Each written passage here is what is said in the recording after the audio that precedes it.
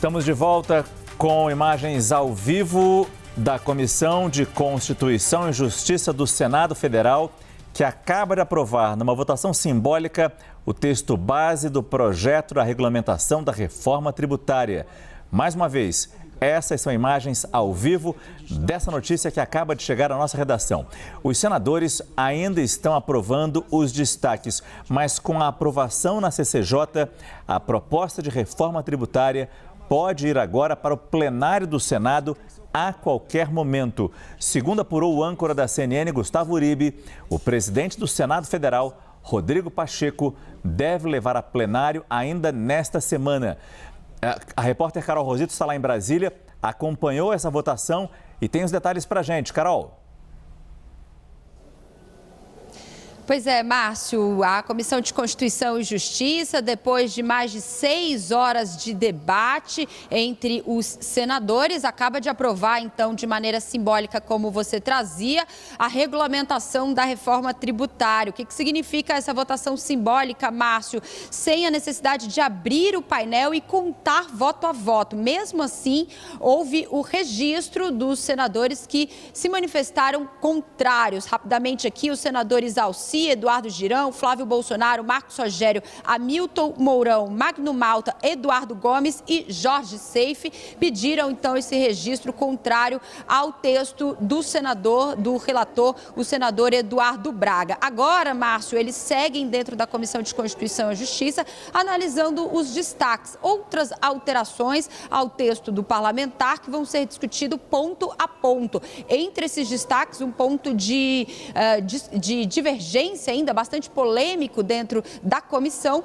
trata ali sobre a inclusão de armas e munições dentro do imposto seletivo, o chamado imposto do pecado. Eles avaliam que vão conseguir discutir os destaques ainda na noite de hoje para colocar toda essa matéria em votação no plenário do Senado a partir de amanhã. O presidente Rodrigo Pacheco já convocou sessão do plenário do Senado amanhã às 10 horas da manhã, justamente com esse item já do projeto de lei que trata sobre a reforma tributária. Lembrando que amanhã, Márcio, aconteceria uma sessão conjunta do Congresso Nacional, diante de toda a situação, já que eles não conseguiram votar tudo hoje. O presidente Rodrigo Pacheco, que é presidente do Congresso, também decidiu cancelar a sessão conjunta para focar especialmente na questão da reforma tributária no plenário do Senado. A gente está acompanhando ainda o finalzinho dessas discussões ainda dentro da CCJ.